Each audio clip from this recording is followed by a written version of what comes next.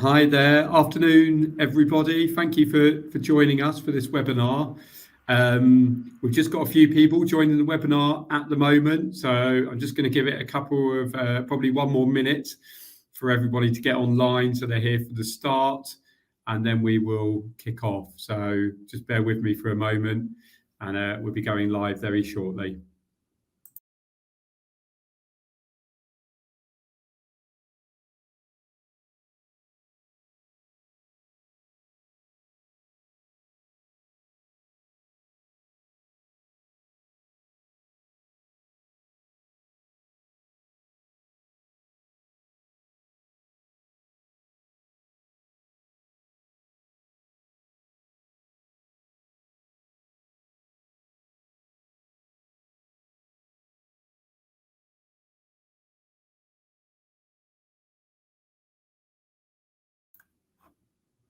Okay, excellent. So we'll get going. I see lots more people have joined us now. So welcome everybody.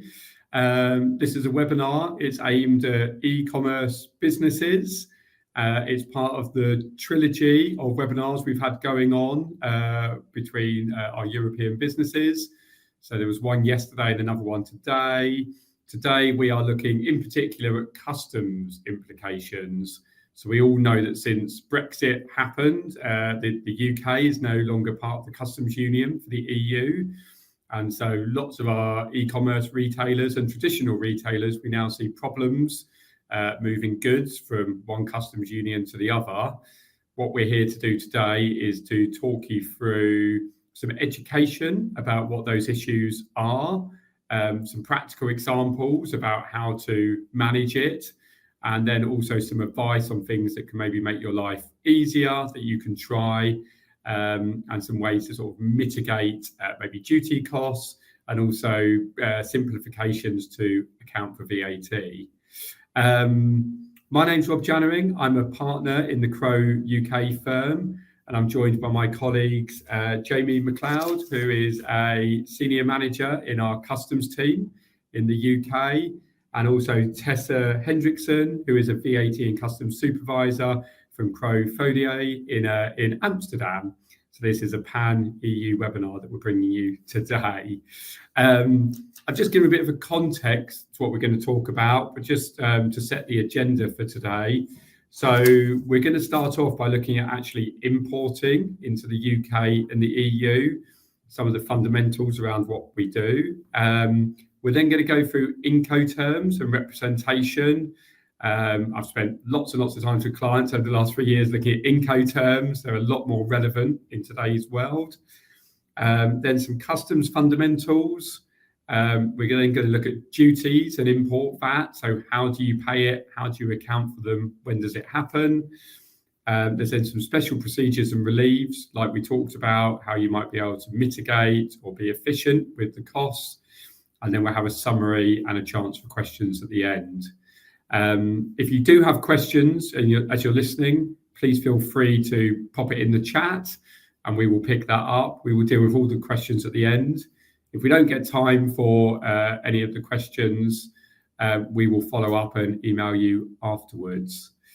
Okay, so just before we go into the webinar, we're just going to kick it off. We've got one or two polling questions during the day.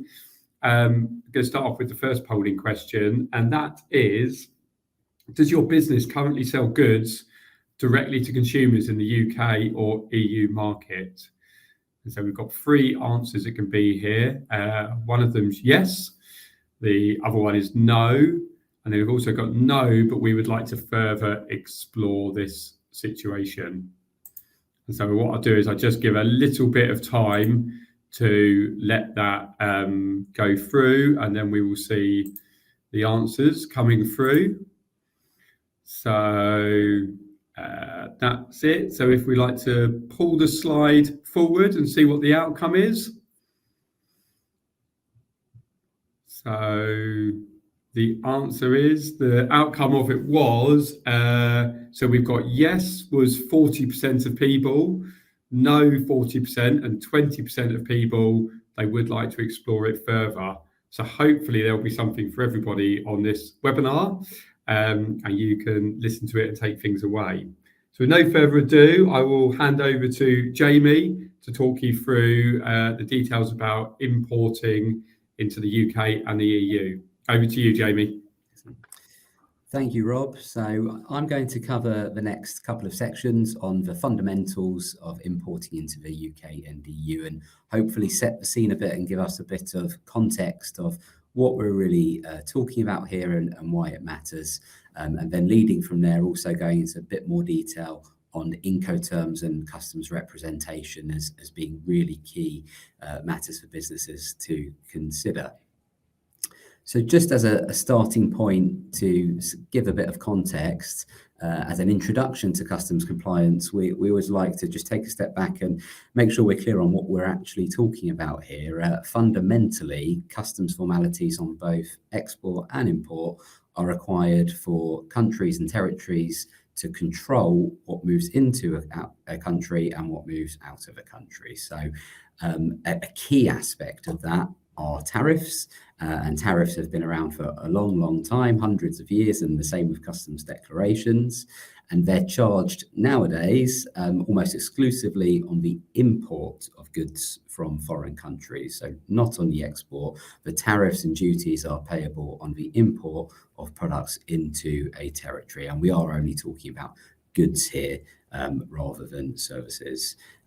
Historically, tariffs were used to generate revenue, and that's still the case. Customs duty receipts are still considerable in both the UK and the EU, and even more considerable post-Brexit. Post-Brexit, all of those customs duties also stay in the UK rather than being passed on onto the EU. So that's maybe creating a greater incentive for HMRC in the UK to collect, be a bit more, let's say, exacting with how they collect duties in the UK. So generating revenue is a big part of the reason and motivation for why tariffs are in place, duties at the point of import. Protecting domestic industries is another key consideration, and that's often aligned with political pressures internally. If there's a major domestic industry in the UK or the EU, there is, of course, pressure to try and protect that industry, and tariffs are a mechanism to do that.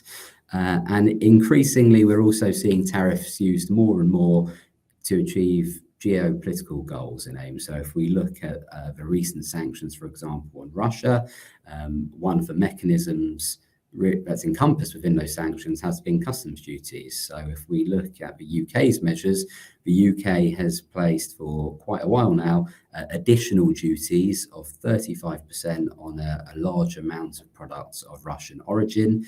The EU took a slightly different approach and has banned the import altogether of certain products of Russian origin. But what we see are tariffs and customs mechanisms overall being used also in these areas of geopolitics as well. So going back to talking about how countries and territories control what comes in and out of a country and how they impose those tariffs and collect those tariffs, the mechanism behind that is the customs declaration. So the customs declaration is the mechanism that's used to manage that process of what comes in, what goes out, and how do I make sure as a country I'm collecting the tariffs that are in place. So the customs declaration really sits at the centre, and we're going to look at some of the aspects, and Tessa will look at that in a bit more detail, behind the customs declaration and why it's important to get that right, to make sure you're making accurate declarations. And that's a final point on this slide, is that customs compliance, when we talk about customs compliance, we're talking really about making sure you do make accurate customs declarations so that you are compliant with the processes for moving goods into and out of the UK or the EU and for paying the correct duties. But of course, one of the things we do at Crow is to help our clients do that in the most efficient and cost-effective manner. So it's balancing compliance with making sure goods flow, making sure they're not stuck at the border, and also obviously taking into account commercial considerations and realities there as well. Okay, so when goods are moved across a border into the UK or the EU, so the EU being its own single customs territory, an import will take place, and that's when the customs declarations, or the need for customs declarations and customs compliance obligations arise, and importers and of course exporters prior to that need to complete customs declarations. Now, customs declarations can be submitted directly by a business, but that is still very rare. Generally, the communication with customs systems requires specialist software, which is expensive, and typically an agent or freight forwarder, so the party moving the goods very often, but doesn't have to be, is engaged by an importer or an exporter to make customs declarations on their behalf. And in the declaration, the agent or forwarder is acting as an intermediary to transfer your information as the importer or exporter. We'll focus mainly on import declarations today, to customs. So that's telling customs who is involved, who is the exporter, who is the importer, what is being moved, what's being imported in terms of the goods, and that's providing descriptions. That's also providing the classification, the commodity code, the value and the origin, and that's what Tessa's going to speak about shortly.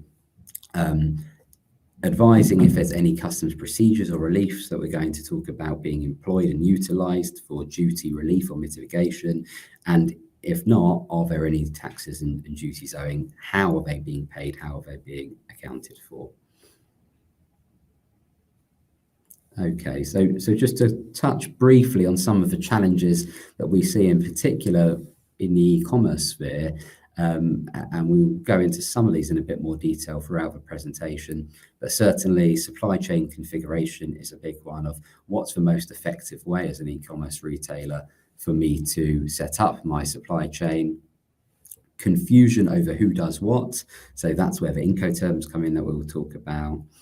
When we say establishment requirements, we are talking about in the EU and UK, you have to be established in either territory to make a customs declaration. If you're not established in the UK or EU, then are you sure you can actually meet your obligations? The impact of customs duties. So if we look at duty rates for apparel are 12% in the UK and EU on all clothing pretty much. Footwear can be up to 16, 17%. Plastic articles are 6%. So customs duties are not, for many products, negligible and do have a real impact. Managing VAT obligations, Rob is going to speak a bit more about that as a VAT expert. Regulatory challenges, so this is things like prohibitions, restrictions, licenses. Obviously, the one thing you don't want to happen is for goods to be stuck at the border or even worse, seized and destroyed. That's where the regulatory requirements come in. And also working with logistics providers, and that's linked to the first point on supply chain configuration of working with various 3PLs, freight forwarders, customs agents. Who are you employing to do what role? And do you have an effective relationship with them? Okay, so just to move on to Incoterms and then go into a bit more detail on representation. Incoterms are the universally recognised rules of clarifying who does what effectively between a buyer and a seller in all international sale transactions. So it defines the obligations, costs and risks between those parties. And there are 11 different Incoterms rules in total, which dictate between them the responsibilities of the parties in the end-to-end process from the sale through to delivery of the goods. And crucially, they cover who is responsible for the export and the import customs clearance. If we look on one end of the scale, we have Ex Works terms, where the seller only has to make the goods available to the buyer at a named place, such as their own warehouse. And then on the other end of the scale, we have DDP terms, which impose maximum responsibilities on the seller. So the seller under DDP terms effectively has to manage everything all the way up to and including customs clearance in the destination importing country. We do, though, always like to make sure we're clear on what Incoterms do not cover. So whilst, yes, they're very helpful in saying who should be doing the export clearance, import clearance, who's responsible for transport of the goods, costs, risks, etc. There are, of course, limitations to what is covered by Incoterms, and crucially, one of the biggest misconceptions we do come across is that Incoterms do not cover or deal with or concern themselves at all with the transfer of ownership or title of goods sold. So we've listed on the slide there some other points that they do not cover, but that's the one that I'd just like to briefly touch on today, that that should be covered in terms of ownership and title in the contract of sale or T's and C's or elsewhere. The Incoterms do not concern themselves with the transfer of title or ownership of goods. With customs representation, so we mentioned earlier that whilst businesses and individuals can technically make customs declarations themselves, it does require specialist skills, software, and that's why we have this huge intermediary sector of agents and freight forwarders and other entities, fast parcel operators, couriers, who make customs declarations on behalf of traders. Now, in both the UK and EU, you must be established in the territory to make a customs declaration, and that extends to the representation. So for me to appoint an agent as my direct representative, where they will act both on my behalf and in my name, I must be established in the territory. If I'm not, then as a trader, I need to employ an indirect representative. And that's where the agent will act on my behalf still, but in their own name. Now, that confers risk to the agent. It makes them jointly liable for any customs debt. It's effectively then the agent who customs are more likely to chase up if any customs debts arise. So that can be a real challenge in finding an agent willing to act on indirect representation terms. And just to link to that and revert back to our Incoterms discussion, we've just put a slide up there where we've shown DDP terms, which we discussed imposes the maximum responsibility on the seller. So you can see the bit in yellow there is all of the tasks that the seller has to undertake, including customs clearance. And a slightly different term is DAP, delivered at place, where the seller is still responsible for the export clearance, the transport, etc., but the import customs clearance is the responsibility of the buyer. So that's a really key difference there of understanding if you're looking, for example, to sell goods to the UK or the EU on DDP terms, are you comfortable with the import customs clearance process in that territory, in the destination country? And some considerations that obviously come into play here is what's the impact on the customer experience of the Incoterm? Is there a possibility of delays if there is confusion on how to manage the customs declaration process? Does the customer understand all the charges, crucially, as well? And just as a final point there, we've mentioned DDP light or soft DDP, which is not an official Incoterm, but we do see it as a fairly common arrangement whereby the buyer acts as the importer, but the seller is billed the charges. So it's a way of finding a configuration that works for businesses and customers that is outside of the scope of the official Incoterms, but works as a practical compromise. Okay, and I'm now going to hand over to Tessa to talk about some of the customs fundamentals. Thank you, Jamie. Well, when goods are imported into the EU or the UK, several factors are important. And today I present the customs subjects, customs valuation, tariff classification, and the origin of goods. And my colleague Jamie will present the special procedures I will leave later. First, good to know, in the EU, customs law and regulations apply to all member states. The UK has its own law and regulations. However, in practice, they are almost identical. Further, for the customs debt, two elements are important: the taxable amount and the customs tariff. The taxable amount is based on the customs value, the value of the goods, or a specific duty, for example, amount per weight, length, liters, etc. And also goods that have a combination of value and specific duty. In the next slide, I will discuss the customs value and customs tariff. A correct customs value is important for customs duty and VAT on imports. This can be highly complex. For example, the customs value and VAT can be affected by transfer pricing adjustments. Last year, I've investigated the influence of transfer pricing adjustments in the EU on customs value and VAT. So if you're curious about the outcome or have any more questions, just let me know. Further, the customs valuation methods are based on the WTO agreement on customs valuation and are further developed in EU and UK legislation. So there are six methods of customs valuation. The transaction value of imported goods, identical goods, similar goods, deduction method, computed method, and reasonable means. But, well, the primary basis for the customs value of good is the transaction value, which is the price actually paid or payable for the goods, adjusted as necessary. So adjusted as necessary, examples are insurance costs, freight costs, sometimes even royalties, but all costs up to the introduction of the goods at the UK or EU border in principle. If you look at the conditions of the transaction value, well, one of the conditions is that the buyer and seller cannot be related, or their relatedness is not such as to affect the price. But proving that the price is not affected is done by applying the arm's length principle through the transfer pricing methods. But if the transaction value is not possible, then you can apply one of the other alternative methods. And this involves a hierarchical order with understanding that the order of deduction method and computed method may be chosen.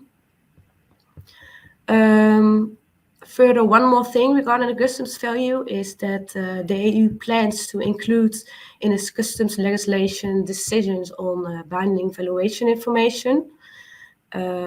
This will ensure legal certainty and uniformity in customs valuation.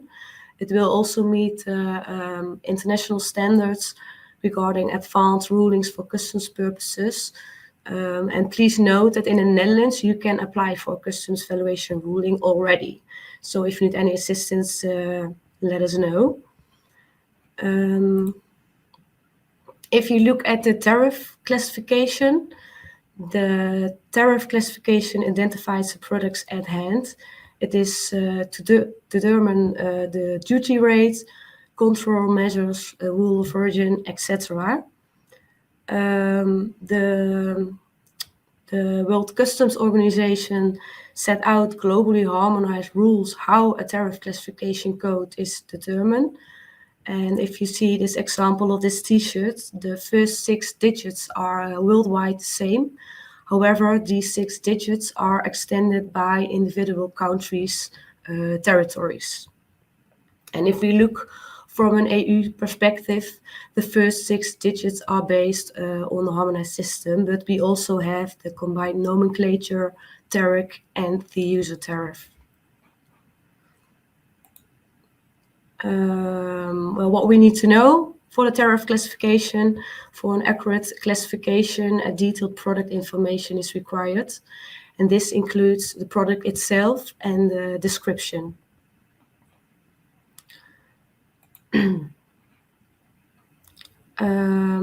Further, well, there are 6 general rules of interpretation in relation to product classification.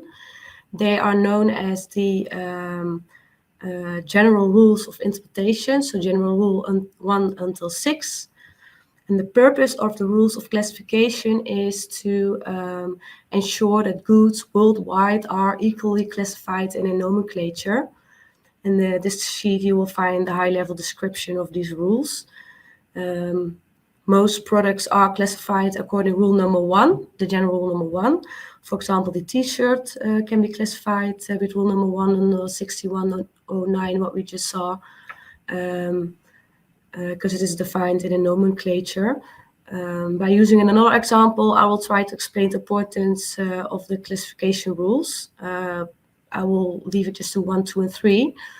For example, the import of bicycle frames only, you can classify it in general rule number 1, because frames are defined in a nomenclature. However, if frames imported together with rims, bicycle front forms, bicycle handbars, etc., this can be qualified as a bicycle disassembled or incomplete, or as an unfinished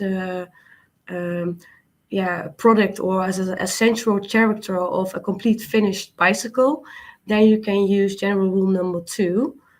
Another small example is the import of a bicycle lamp. A bicycle lamp, is it a bicycle? Is it electronic lighting? Is it maybe parts and accessories? And general number rule is saying that the most specific heading should be taken. So in this case, it will be 8512. But yeah, as you understand, it can be a bit complex, the tariff classification. So if you would like to have a legal certainty upfront, you can apply for a binding tariff information. And a binding tariff information relates to a legal decision by the customs authorities on the classification of your products. So it is issued for specific goods. It provides certainty on your product's classification. It is valid for a period of 3 years, and it is also binding on you and every customs administration in the EU. And of course, we can assist you with applying such a binding tariff clarification. Another important subject is the customs origin. The origin of a product is essential for the customs treatment of goods that are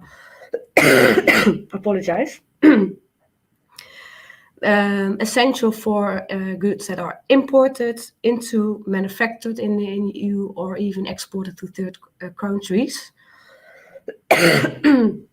There are 2 definitions of the origin: the preferential origin and the non-preferential origin.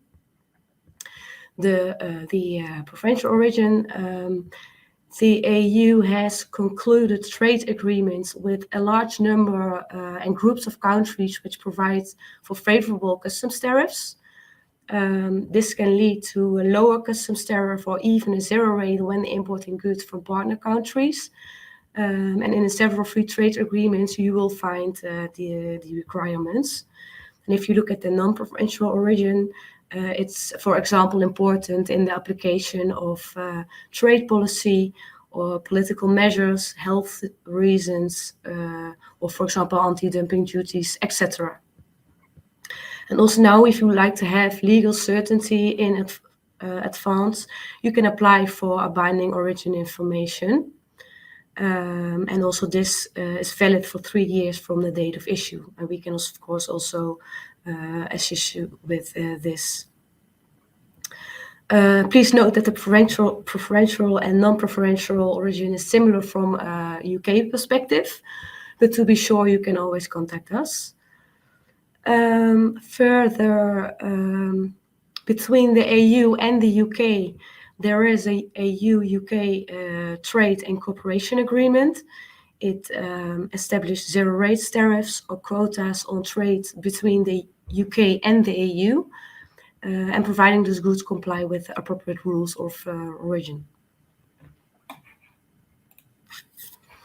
If you look at the evidence requirements, to benefit from preferential tariffs with importing into the UK or the EU, the importer will be required to declare that they hold proof that the goods comply with the rules of origin. To claim the preferential rate of duty, either a statement on origin must be issued or importer's knowledge must be held.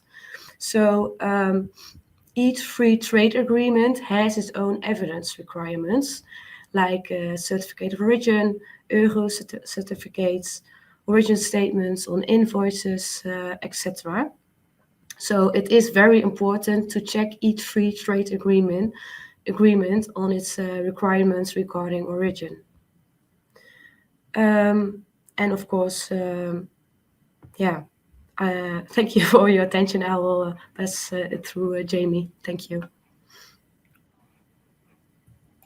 Oh, hello, it's me, Tessa. I'm going to talk now, but thank you for that.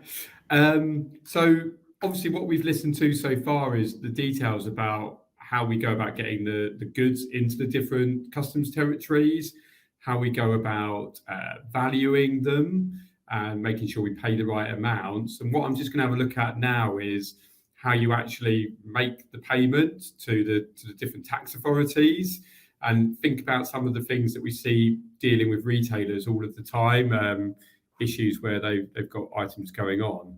So what I'm going to start with is actually duty payments. So we're going to separate duty and import VAT, because very simple reason that import VAT is potentially recoverable later, and we'll look at that. But duty, if it's chargeable and if you haven't got any reliefs in place that Jamie will talk about in a little bit, you do have to pay it, and it's not recoverable on the whole.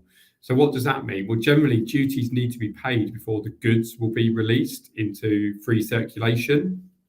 This is the same whether it's the UK or it's the EU. And so before your goods arrive in the territory, you do need to be thinking about, how am I going to get this payment made? How are the tax authority going to recognise that payment being received so my goods can be released? Because what you don't want is for your goods to be stuck in the border waiting for the payment to be made. Now, there's one main way to do this, and this is applicable in both the UK and the EU, which is a duty deferment account. And so it's possible for both the person who owns the goods or the customs broker or the agent that they're using to have a duty deferment account. You need to sign up for these. You need to, or sometimes have issues of credit in place and be checked by the tax authority.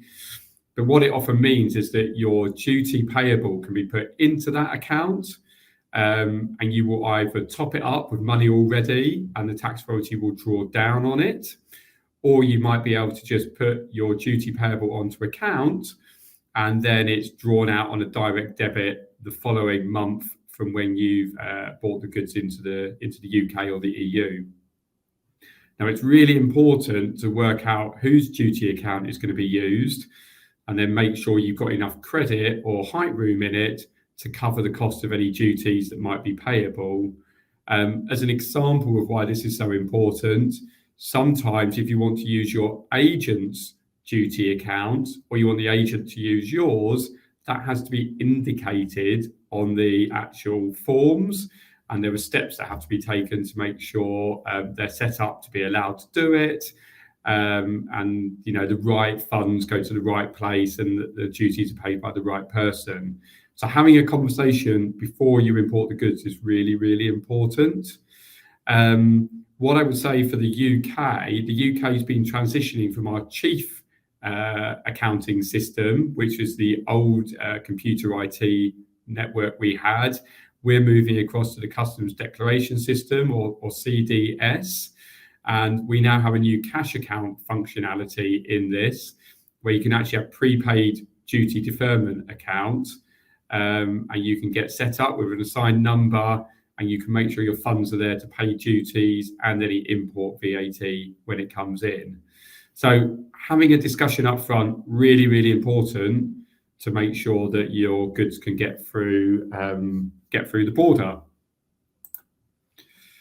Now, we talked about duties are always applicable, but they are determined upon what the commodity code is. We do have, within the UK and the EU, low value consignment reliefs.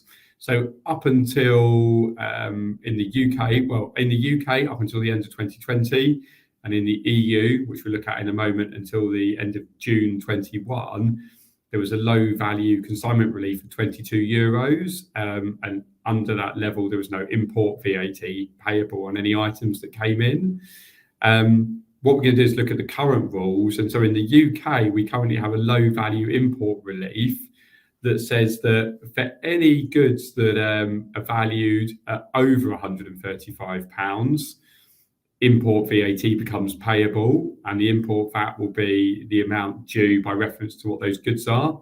So they're subject to a standard rate of VAT when sold in the UK, standard rate import VAT will be payable. But if you've got any goods that are in a package that is less than £135, there is no import VAT payable at the UK border.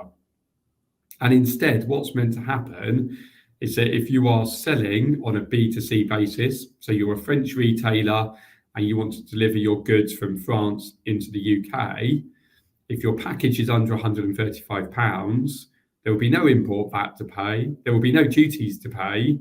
Instead, you will be expected to be UK VAT registered and account for UK VAT at the point of sale. So that's a simplification that you don't need to deal with the charges at the border.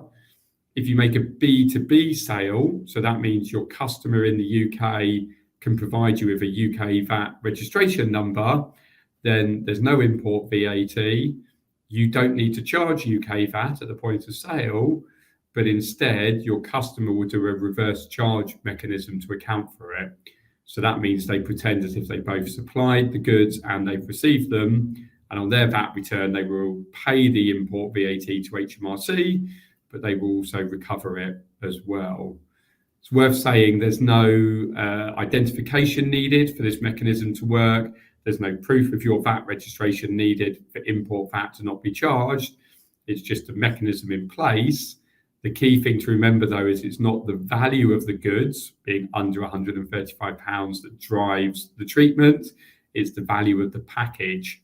So if you had two goods both worth £75, but they were in one single package, so the package value was 150, there would be import VAT and duty to pay at the border. So this is really important for retailers thinking about what's the value of the package and whether I need to charge VAT and will import VAT be payable or not. Now, the EU introduced its own very similar system. It was meant to do it on the same date, which was the 1st of January 21. It got delayed because of COVID and it came into effect on the 1st of July 2021. System with nuances.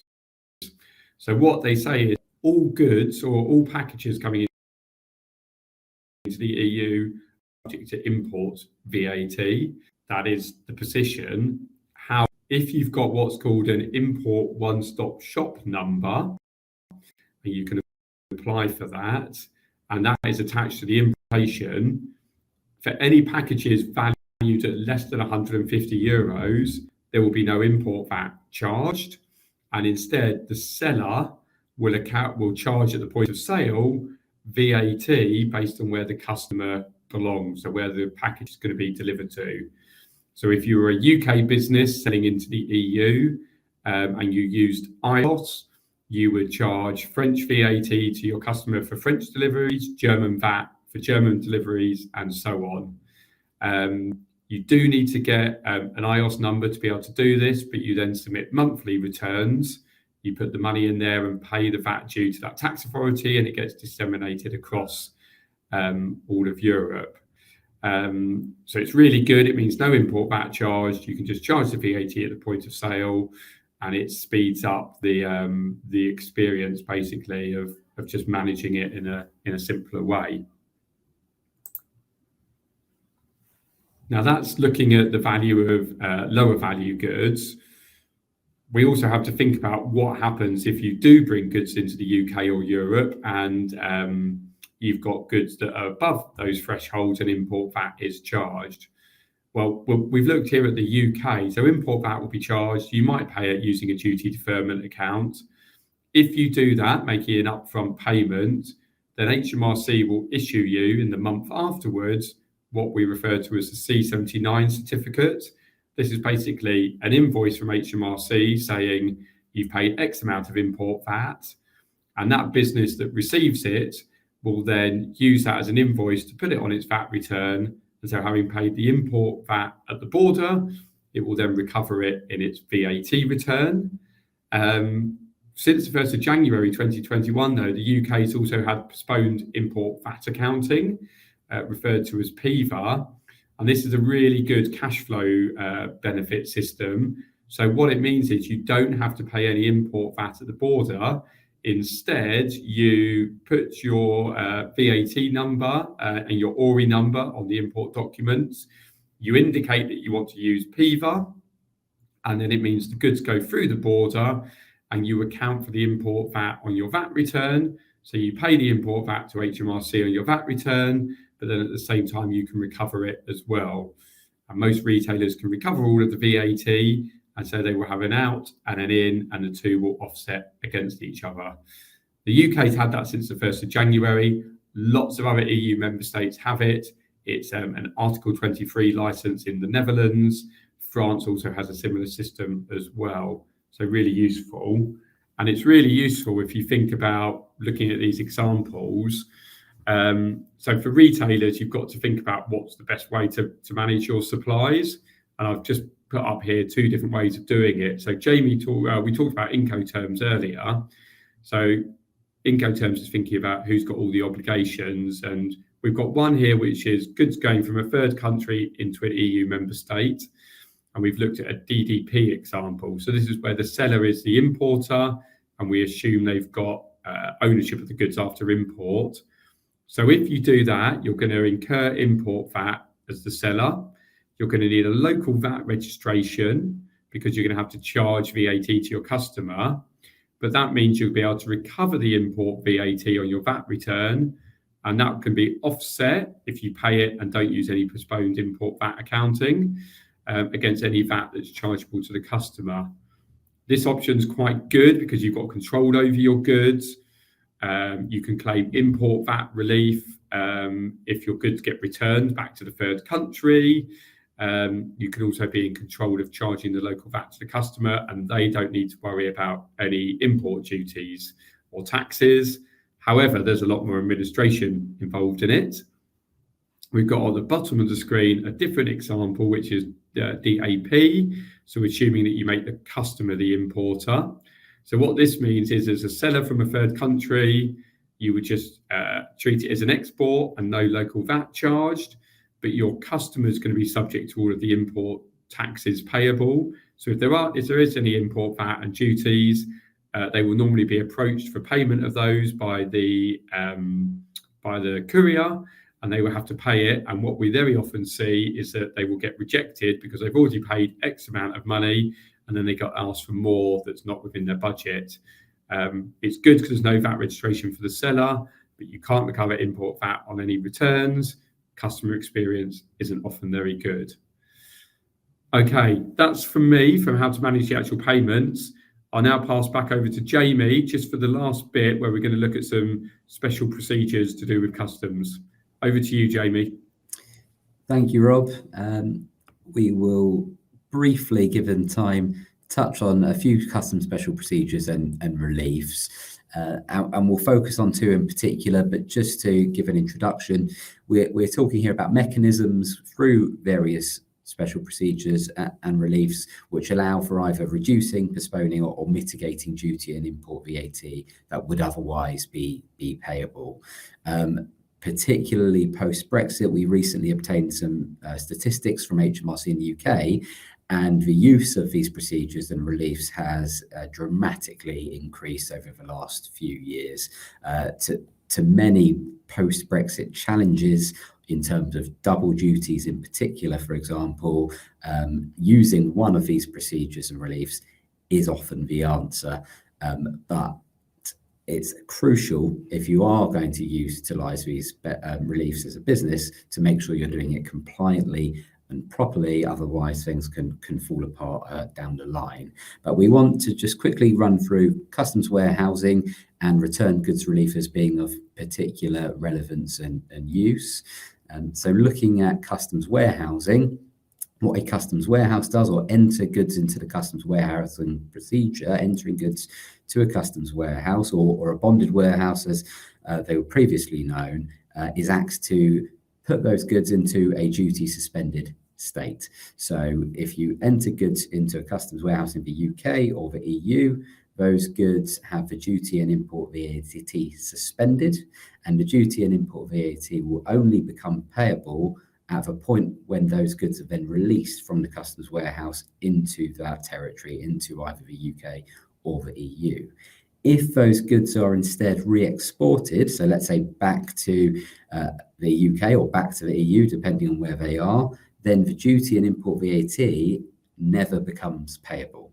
So if you have a scenario where as a business you're moving goods, let's say from the EU into the UK, you're not entirely sure what you're doing with those goods at that point, or the supply chain or sale changes, you can enter those goods into a customs warehouse in the UK, have the duties and import VAT suspended, and if you then send those goods back to the EU, then the duty and import VAT is not payable at all.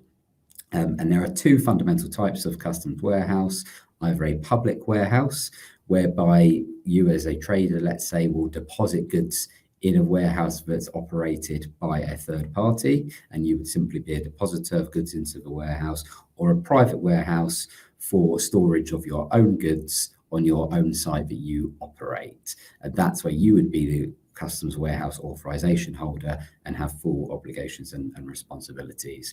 And it would really depend on the specific scenario on which of those is relevant or would be most beneficial. But particularly in the retail and e-commerce world, where goods can move back and forth, particularly in a post-Brexit environment, customs warehousing is a really great solution for that exact scenario, as long as goods are not being processed. That's the one real drawback, is you can only undertake usual forms of handling, labelling, repacking, etc. You can't do any advanced or complex or complicated processing goods in customs warehouse, but you can keep them there indefinitely.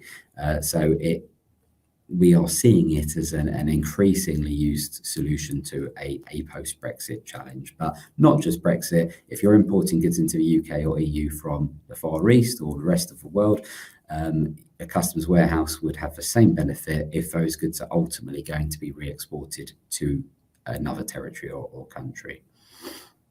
And just to then touch on returned goods relief as well, if we look at our scenario whereby I'm a UK business importing into the UK, let's say into a customs warehouse, so I'm not paying duty or import VAT into the UK.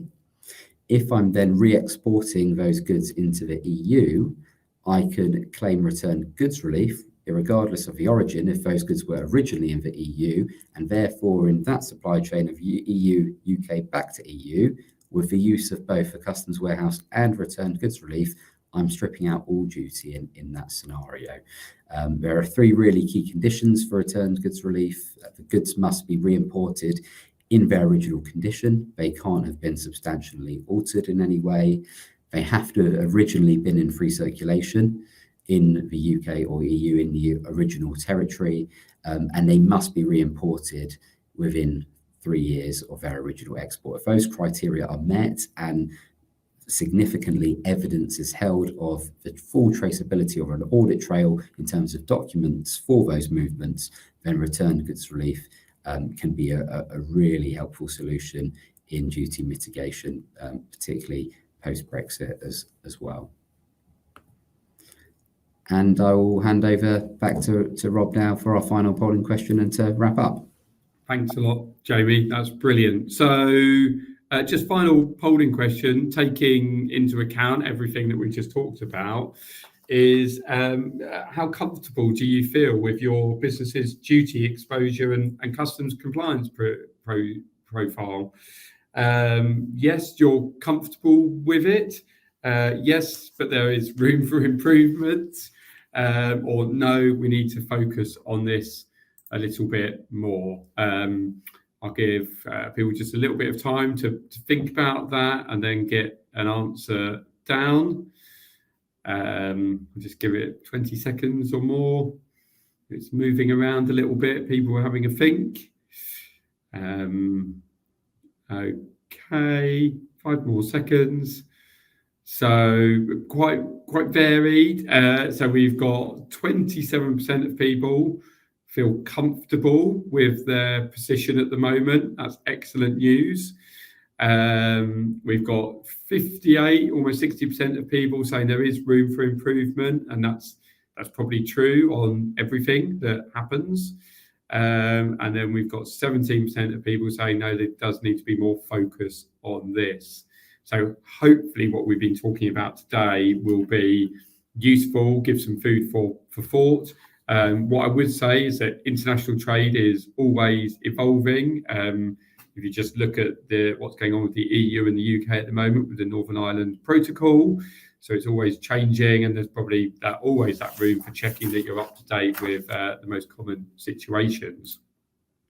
So just to bring it to a close as a summary before we take a few questions, really when you're looking at customs and retail, the first important thing is just to get really comfortable with compliance and the fundamentals. So making sure you know what your Incoterms are, what are your commodity codes, what duties might be payable, do you have origin and valuation in processes in place. All of that is so important to make sure that it feeds into your customer experience, your pricing for commercials, and basically having a smooth running operation. Import VAT, when you've got goods going cross-border, we talked about the different systems that are in place with the IOS, with the UK's low value consignment relief. And tomorrow the session, I believe, is talking about marketplaces. Lots of things to consider, and how you go about, again, configuring systems, commercially sensitive prices. And then, of course, where you do have goods moving around and you've got duties applicable, thinking about relief, such as customs warehousing and returned goods relief. How can they help you to have a more efficient supply chain, make sure that you are minimising costs that come along? Excuse me. So we'll just see if there's a few questions. I know that a couple had come through. I had one for Jamie. I think you're best placed to answer this, Jamie, which is somebody's asked, if I've got UK origin goods and I send them to the EU, there shouldn't be any duty. Will there be any duty when those goods come back into the UK again? So the solution there would only be returned goods relief. So if returned goods relief couldn't be used in that scenario, then duty would indeed be payable. Once those UK goods have gone to the EU, they've lost their originating status for re-import into the UK. So that's a classic scenario where as long as the goods haven't been substantially transformed in the EU and are coming back within 3 years, that for returned goods relief to be used. Okay, excellent. So you've got to be really careful about that once it's gone across the border, the origin status has disappeared, as it were, and yeah, maybe duties apply again. Okay. I'll take one here. Someone's asked about iOS representation. So we talked in one of the slides earlier on in the pack that IOSS is needed. It helps with the low value imports into the EU. If you're an EU business, you don't need a representative. You can get an IOS number on yourself. But if you're not established, you do need to appoint a representative who will be a tax agent, a lawyer, a fiscal rep based in the EU, and they will issue you with your IOS number. The question we've got is saying that they're finding it quite expensive, and I think this must be somebody based outside the EU. Yes is probably the answer, because when that representative takes you on, they do act as joint and severally liable for any VAT that's due by you. So sometimes we see that to be a little bit more expensive. So just something to be aware of. We can help with IOS registrations if needed, so happy to talk to people about that. I think we've got time for maybe one or two more quick questions. I think, Jamie, could I call on you again? One of them is about transfer pricing corrections. Could that affect the customs valuation of products? Absolutely. And Tessa, I don't know if you want to give a bit more detail there. I mean, my just one sentence would be we might need a week-long webinar. I can say something shortly about it, no worries. Well, it's depending on the transfer pricing adjustment, if it can affect the customs valuation. But it can, depend on the kind of transfer pricing adjustments. But there are still discussion between countries how to adjust it exactly. I know in the Netherlands there is a possibility to request a ruling. But yeah, again, it depends on the transfer pricing adjustments. But I think good to know is that you have to check the agreement between the related parties very carefully, and also check what kind of transfer pricing adjustment it is. For example, if it can be related to transactions, there indeed can be effect on the customs valuation, not even customs, but also VAT. So yes. Okay, excellent. So yeah, take real care with that, because we do see it in practice happen on quite a regular basis. Okay, excellent. And then probably just time for one more. Hopefully I've got the right customs expert. So Jamie, we've got a question. It's about returned goods to the UK. So if they've been in a customs warehouse in the EU and the goods go back to the UK, could you use transit instead of returned goods relief? Yes, absolutely. The scenario, we were picking on a nice, easy scenario, I think, when I was answering your question before, Rob, of assuming the goods were in free circulation everywhere. But that ties in nicely with what we were speaking about with customs warehousing, the value of using customs warehousing. And it really does change the picture completely if goods are stored in a customs warehouse under customs supervision and then are moving effectively from one customs procedure to another, to the transit procedure, and are not entering free circulation as part of that process. So yeah, the transit procedure can absolutely be useful, but in tandem with customs warehousing, as we discussed earlier. Excellent. Okay, and so that's really useful to understand that benefit can be there. I guess what it comes back to is that it's very fact specific, and it's about setting up in the first place and being aware of what's happening, and just a bit of foresight planning could be quite beneficial in the long term on these. So okay, excellent stuff. Well, no more questions on the side there for the moment. So, and we're just coming up to 3 o'clock. So I think the only thing left to say is thank you, Tessa and Jamie, for sharing your knowledge and expertise with everybody today. That's been really helpful. And everyone else, thank you for joining us. Been great to talk to you about customs and retail. Many thanks. Thank you, everyone. Thank you. Okay. Bye-bye.